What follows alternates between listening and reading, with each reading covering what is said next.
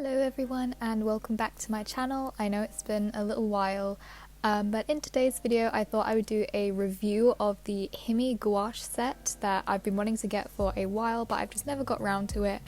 I've never really used gouache before, at least not in this capacity, so I decided to start with a smaller set. I went with the 18 set instead of the 24 set, and I got it in the mint green colour, but you can also get it in a pink colour as well.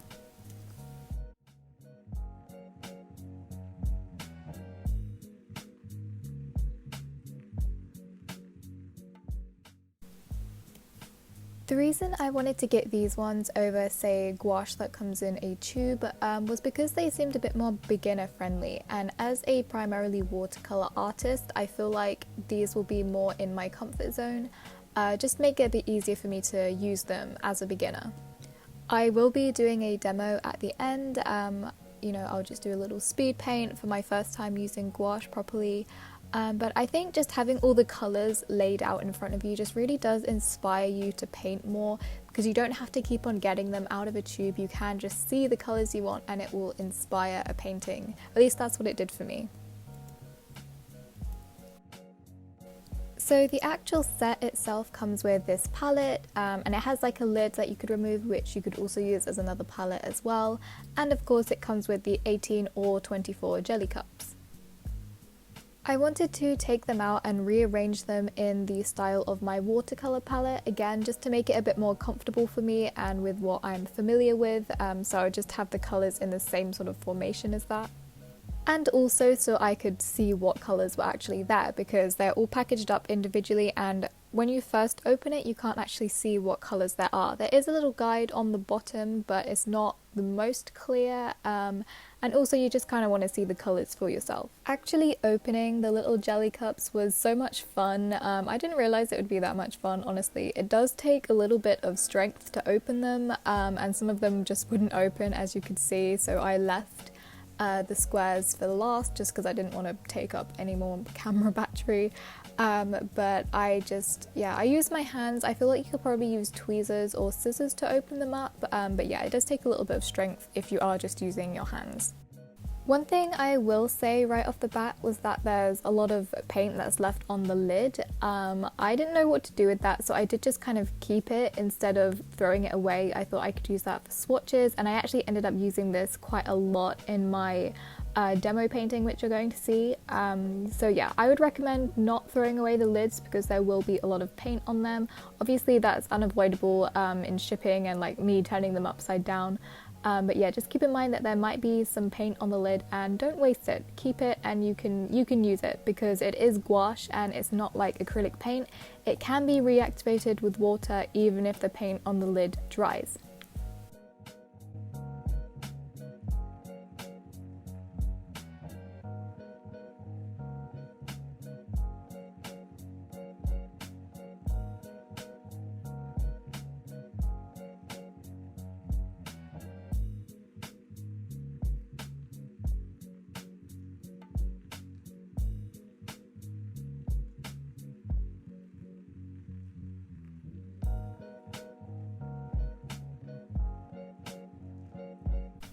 Like I said before, some of them are really difficult to open, like the green and this, like I think yellow ochre just would not open, so I just had to use some scissors and a little bit more strength, but eventually you will get them all open. It's really satisfying opening them as well.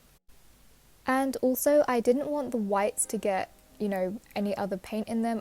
They seem pretty separate. I don't think they'll like run into each other too much, but I just wanted to keep them away from the others, so I just didn't open them all the way. I just opened them a little bit and then I can just scoop out as much white as I need whenever I need to use it.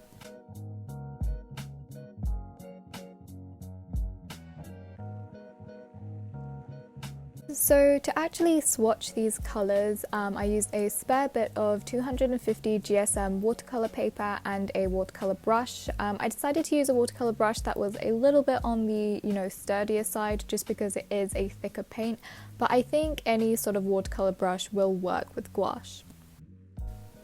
As for actually swatching these were really cool. These were very different to anything I've ever used before, including other gouache. They were so creamy and they were so light. I feel like they were literally that a combination of acrylic and watercolor. So they have the opacity of acrylic and like the strength of acrylic, but the delicacy and, you know, the translucency, should you want it, of watercolor.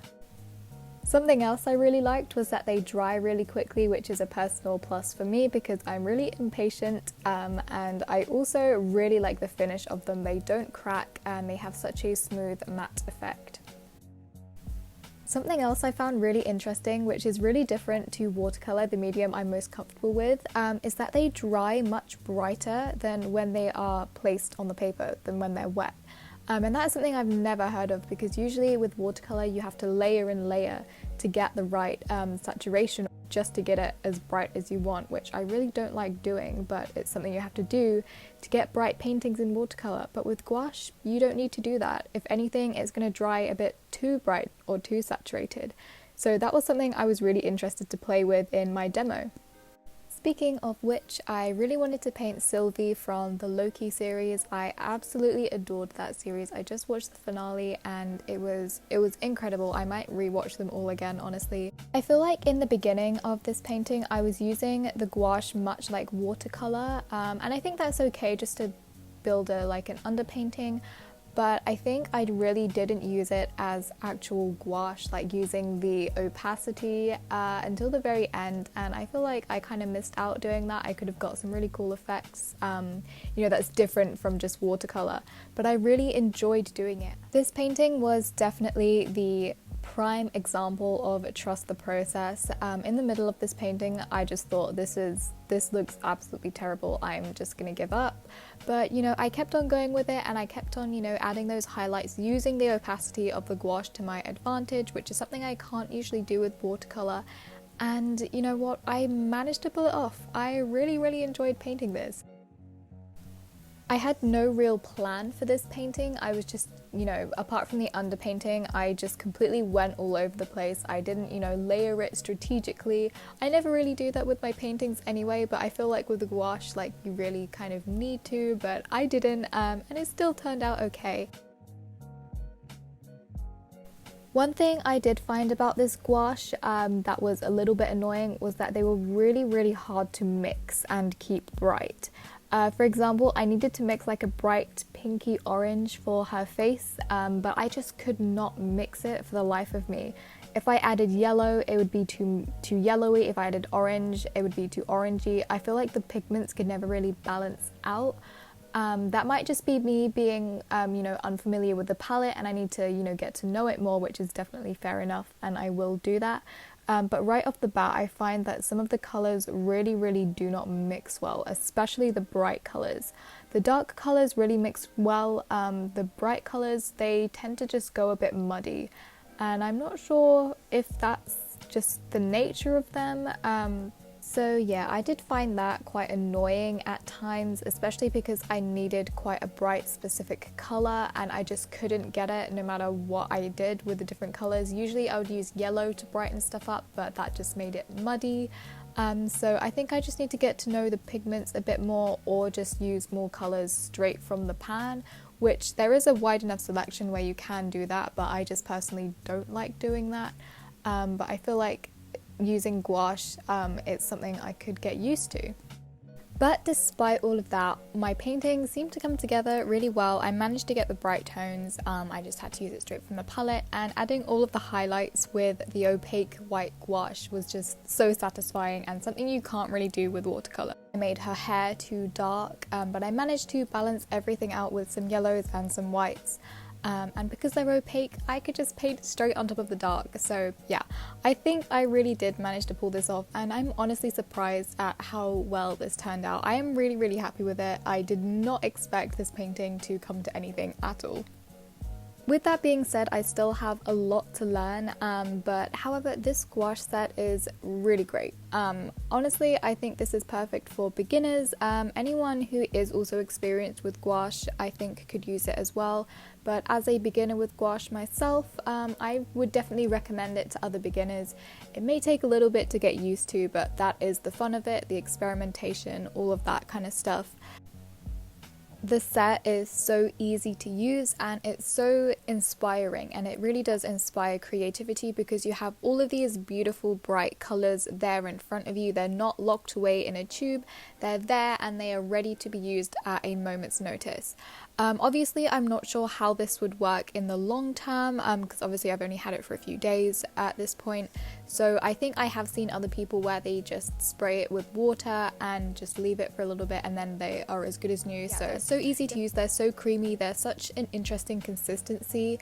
They can be used as acrylics when you want them to, and also as watercolors when you want to as well. So they are both ends of the spectrum. They can be, you know, dainty and transparent or translucent, and they can also be hard and opaque.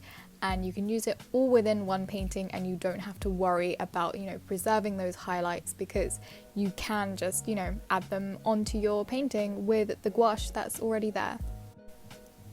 I would say the only cons that I really found is that they are hard to mix and to keep bright, so the colours do go quite muddy. And another thing that I did notice, and maybe this is also to do with the last con, is that I wish the mixing palette was white. Now that is being really nitpicky, but the fact that it's like an off colour kind of throws off your mixing, the colours that you're mixing on it, because it's not pure white. It doesn't show a true representation of the pigment that you're mixing.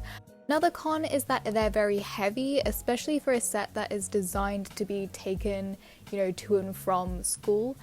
They are very heavy and you might not want to have them in a, you know, already heavy bag. But other than that, these are great. Those are just things that, like, really nitpicky things. I love this set and I would definitely recommend it to anyone who is wanting to get into gouache or anyone who is already into gouache. Thank you guys so much for watching. I really hope this was helpful. Make sure you hit that like button and subscribe so you know when I post another video. I'm trying to be more consistent, and yeah, I will see you next time. Bye guys.